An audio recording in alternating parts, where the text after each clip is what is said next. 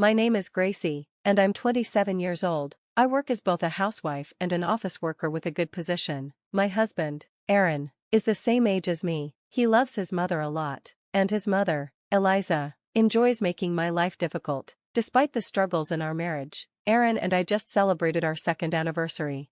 I'm proud of how much I've been able to handle, and work has become my escape. Because of that, I've been getting promoted quickly, which isn't something many women experience.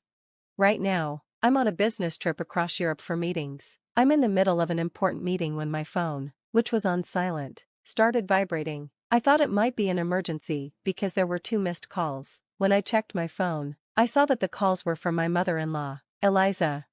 What's going on? I wondered. I hope nothing bad happened.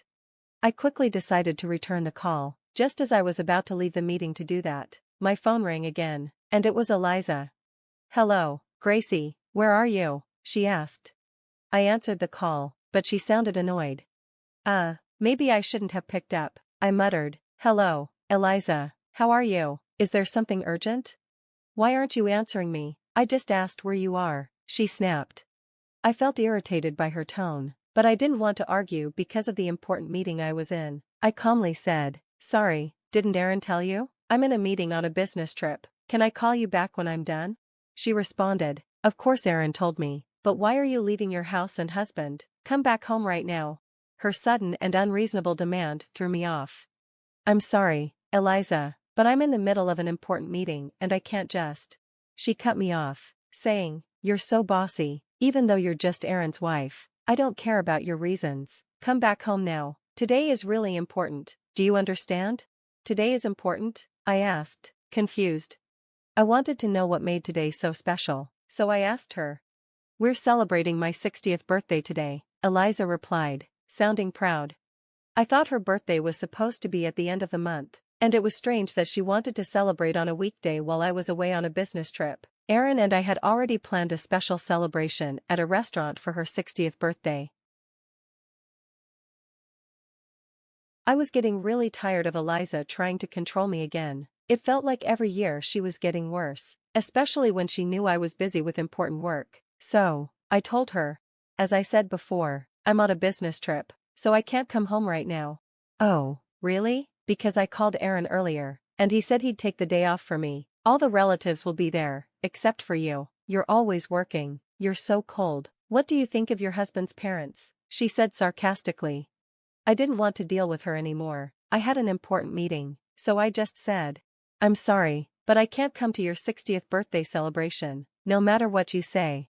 Eliza stopped being sarcastic and took a deep breath. Then she said, "Well, if that's the case, I won't recognize you as family. Don't bother coming home. It's over. Aaron deserves better than you." She said all this without stopping to take a breath. I was angry and upset, but I didn't want to keep arguing with her on the phone. I said, Okay, I'll talk to you when I get home. I'm sorry, but I really have to go." Then Eliza said, "What's with that attitude? I told you not to come back. I'll talk to Aaron myself." And she hung up. I was exhausted from dealing with her and went back to my meeting. After 2 days of meetings, I finally returned home. I was so angry that I didn't even remember how I got there.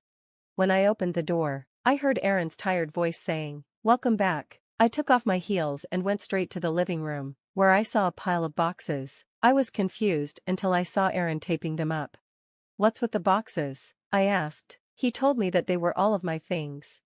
Aaron explained that Eliza really had her 60th birthday celebration on the day she called me. She told the family I was rude to her over the phone and that I didn't care about her birthday. Then she told everyone that she was going to make Aaron divorce me and send me back to my parents' house because I wasn't good enough for him. I wasn't surprised by this. Eliza had always been this way. I asked Aaron, "So what happened? Your mom told you to get a divorce, and you agreed?"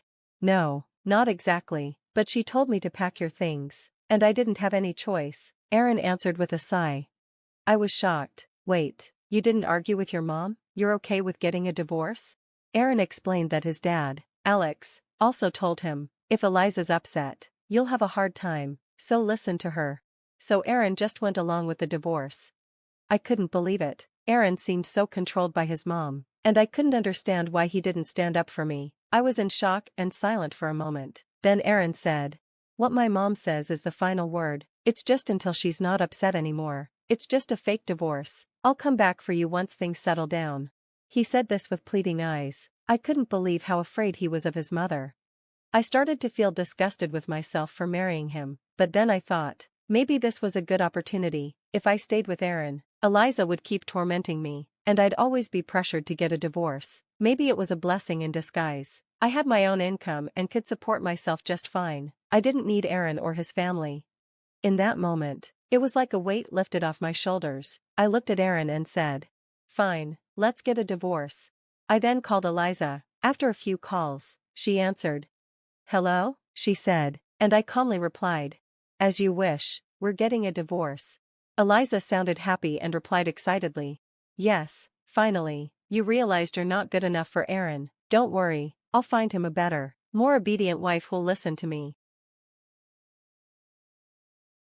Eliza kept going on with her sarcasm, saying things like, "Aaron will be in high demand, and I'll take care of my son until he finds his next wife, so don't worry about that." After all her remarks, I calmly told her, "Don't misunderstand me, Mother." She was in a good mood and replied, "Oh, aren't you just a sore loser? Don't worry about it." Then she added, "By the way, Gracie, I've got the divorce papers from the city office and gave them to Aaron. Don't forget to sign them." She hung up without saying goodbye. Aaron, who had been listening to our conversation, looked relieved. I couldn't believe how naive Aaron was, so I asked him, "Does your mother know you're a full-time house husband?" He replied, "How could I tell her that? My mom is all about the fact that I work for a big company." I realized that Aaron had never told Eliza the truth about his job. At home, he wore a shabby sweatshirt, but whenever he met Eliza, he dressed in a suit, and when Eliza called during the day, Aaron pretended not to be home, making it look like he was working. Eliza had told everyone at her 60th birthday that Aaron was such a good son, taking time off work just to celebrate with her. She also said that if Aaron wanted, he could easily find a more obedient and prettier wife than me. But I knew that after our divorce, all of this would come to light. Eliza, who thought her son was perfect, would never suspect that Aaron had quit his job a year ago. Aaron had made a huge mistake at work, which led to a written apology, demotion, and pay cut. He probably didn't tell Eliza about it because he knew she would be furious. Since Eliza spoiled Aaron, he became weak and easily upset. When he had to face the consequences of his mistake, he couldn't handle it. He called in sick at first, but eventually, he just stopped showing up to work and got fired. Now, Aaron was relying on my income and had no intention of finding a new job. He hadn't told Eliza the truth because he was too scared of her reaction. I almost wished I could see how shocked she would be when she found out, but it wasn't my problem anymore. Aaron handed me the divorce papers and said, "This is just a cover to convince my mom." I signed them, moved into my new apartment, and started a new chapter. A month later, Eliza called me again. I was surprised, but I answered, "What do you want now? Aren't you happy you got rid of me?" She responded the same way as always, asking about Aaron. After I left, she went to his apartment several times to do housework, but every time, Aaron was just lying around in his room, not working. She asked me if I knew what was going on. I tried not to laugh and said, I see. Well, of course, Aaron has no plans to work again." Eliza, as if forgetting she was the one who kicked me out, asked, "Gracie, can you do something about it?" I couldn't believe she was asking me for help after everything she'd put me through. I answered, "Why should I? You didn't want me in your family, remember?" It was typical of her to only ask for help when it suited her, after treating me so badly for so long. Eliza then said, "Well, I was wondering if you said something to Aaron before you left." I couldn't believe how much she wanted to blame me for everything. Did she really not see the problem with her son, Aaron, and just blame me? I was the one who had been hurt in all of this. She accused me of marrying Aaron for money, thinking I was upset about the divorce because I lost out on a luxurious life. "Are you kidding me?" I responded. "I supported Aaron financially during our marriage. I was the one paying for everything. If anyone should be upset, it's me." I thought about filing for alimony from Aaron, since he had money, but I didn't say anything to her about it. Eliza, shocked, argued, "How dare you make something like that up?" Then she said, "You just forgot to ask for alimony, didn't you? Aaron makes more money than you. If you want money, he can pay whatever you want." She still thought of Aaron as a big shot, working at a major company. I realized maybe she didn't know the truth about Aaron's situation. This could be my chance to get back at her, so I told her, "Your son is a full-time house husband. He quit his job a long time ago." She couldn't believe me. She yelled, "What? You're lying." I just said, "Why don't you check with the company? You'll see who's telling the truth." Eliza was quiet for a moment before saying, "Well, if that's true, what are we going to do? I can't take care of Aaron with just my pension. No one will marry him because he's unemployed. What are we going to do?" Her voice was more desperate now, and it felt good to hear. I smiled to myself. She paused, then started talking to someone next to her. After a moment, she said, "Gracie, will you please come home?" I was confused by her sudden change of tone and replied, "No, we're divorced. I wouldn't come back to your family if the world turned upside down." Then I heard someone nearby, probably her, getting upset. It sounded like they were arguing. "I told you I would come get you back when things cool down," Eliza said. As I listened, I could hear Aaron's voice shouting in the background. Yes, yes, you could remarry my son, you know." "What are you talking about?" I heard Eliza respond, incredulously. "No way, I wouldn't do it for the world. Don't joke about this, Gracie, thank you, seriously, okay?" I couldn't believe how much she was still trying to manipulate me. I reminded her, "I did what you told me to do, so stop changing your mind so much." She was trying to make it seem like I had no right to refuse her demands. I was fed up with her mind games. "I didn't think you'd actually divorce my son," Eliza finally admitted, her voice betraying her shock. In response, I let her have it. I was just putting up with everything. Besides, Aaron packed up my stuff and kicked me out without any say in it. I went off on her, listing all the ways she had mistreated me. "You see, that was just a prank," she said, trying to brush everything off. I couldn't hold it in any longer. "A prank? It's worse than that," I snapped.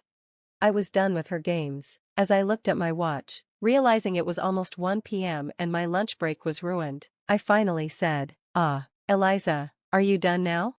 "What, Gracie, what did you say?" she cooed in that sugary sweet voice of hers, hoping I'd fall for her charm. But I was over it. "I'm going to hang up now. I have another meeting in a few minutes. I need to go over some documents," I said coldly.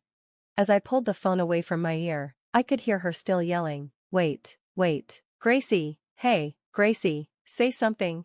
Her frantic screams only made me more disgusted. She was always blaming someone else when things didn't go her way. I was done listening. Without a second thought, I hit the end call button and blocked her number. No more of her toxic behavior.